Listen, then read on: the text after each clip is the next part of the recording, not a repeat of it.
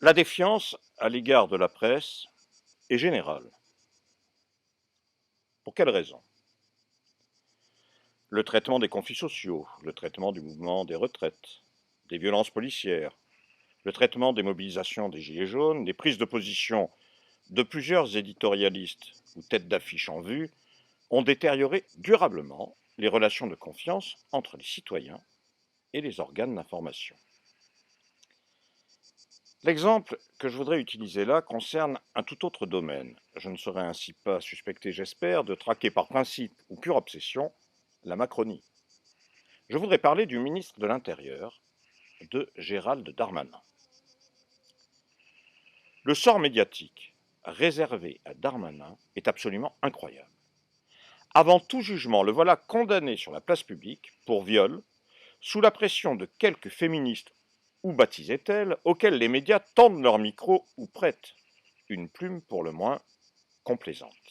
Darmanin est inscrit, malgré lui, dans la foulée de Christophe Girard, l'adjoint à la culture d'Anne Hidalgo à Paris, pourchassé lui aussi par une vingtaine d'acharnés, dirigés par les élus Europe Écologie Les Verts, Raphaël Rémy-Leleu et Alice Coffin. Cette dernière, d'ailleurs, lesbienne militante, s'était faite remarquer dans le passé pour son sens de la nuance, en tweetant notamment, je cite, que n'avoir pas de mari lui épargnait d'avoir été violée, tuée ou tabassée. Bon, avec le mouvement MeToo, décidément la chasse est ouverte.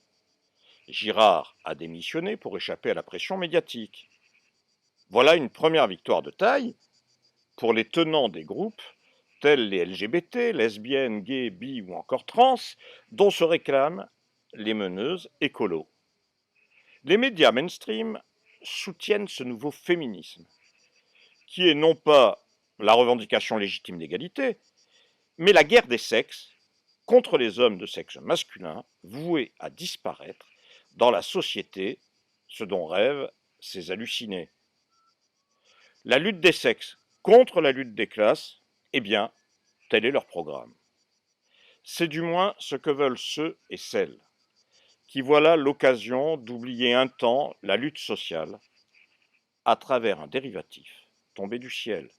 Girard devait servir d'exemple pour Darmanin ou encore pour Dupond-Moretti, un véritable délire auquel la presse a donc donné un écho démesuré, sans jamais remettre vraiment en cause le caractère totalement antidémocratique et scandaleux des accusations portées, appuyées sur des mobilisations, soit dit en passant, ultra minoritaires.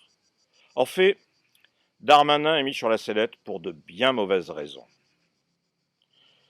Il aurait été plus judicieux de discuter de ses propos. Je cite, par exemple, « Quand j'entends violence policière, disait-il, quand j'entends cela personnellement, je m'étouffe. » Il avait quand même prononcé ces propos alors que la mort de Cédric Chouviat, lors d'un contrôle routier, après avoir répété à 7 reprises « J'étouffe » à l'attention des policiers, alors que cette mort est encore dans les mémoires.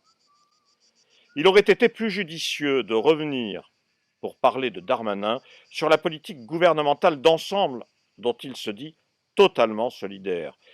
Il aurait été plus judicieux d'évoquer la violence sociale exercée par la Macronie, dont il fait partie.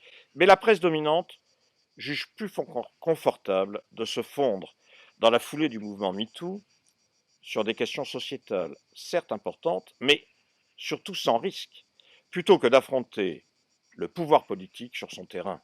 Après tout, ce positionnement de la presse n'est pas totalement anormal, puisque les grands patrons des médias ne sont autres que les milliardaires qui ont porté au pouvoir Emmanuel Macron et qui, pour le moment, le soutiennent encore.